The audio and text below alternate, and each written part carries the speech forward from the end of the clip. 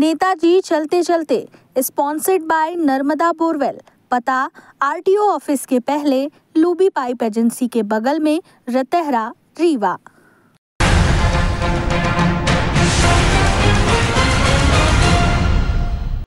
नमस्कार, विंध्या टाइम्स में आपका स्वागत है। हमारा खास कार्यक्रम नेताजी चलते चलते। मतदान को कुछ ही घंटे बचे हैं।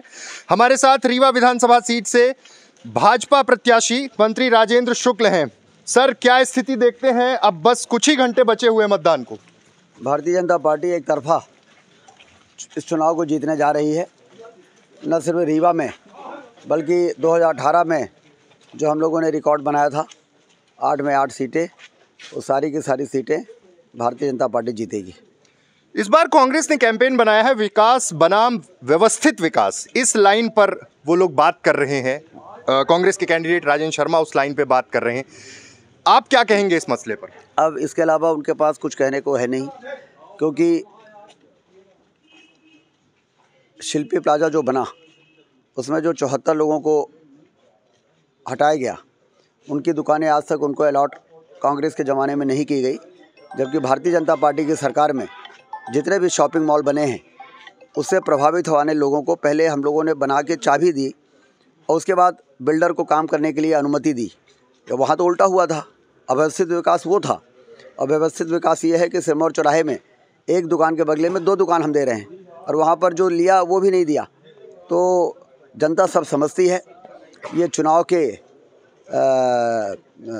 लोगों को भ्रमित करने के लिए किए जाने वाली बातें हैं।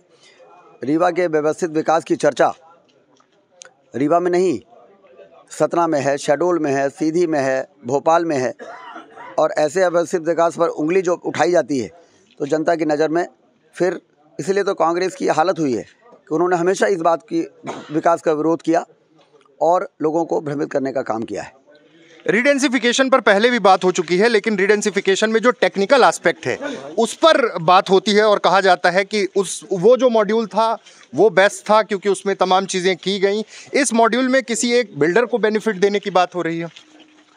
वर्तमान में जो बिल्डरों को काम मिल रहा है, 50 करोड़ की ज़मीन 100 करोड़ में दी जा रही है और उस समय जो काम हुए थे उसमें 50 करोड़ की ज़मीन 48 करोड़ में दी जाती थी। रोजगार कितना बड़ा मुद्दा है इस बार? रोजगार रीवा में बढ़ता हुआ व्यवसाय रोजगार के हज़ारों अवसर उपलब्ध कराता है। रीवा पहले तहसील से भी बड़ा नहीं दिखता था, इसलिए यहाँ पर कुछ काम धंधा यहाँ के नौजवानों को मिल नहीं पाता था।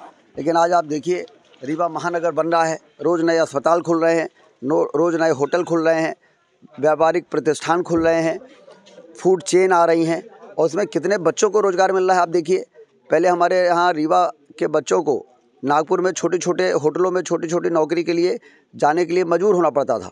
अब तो यहाँ पर हर क्षेत्र में इतने प्राइवेट सेक्टर के इन्वेस्टमेंट आ रहे हैं क्योंकि व्यापार बढ़ रहा है। व्यापार क्यों बढ़ रहा है?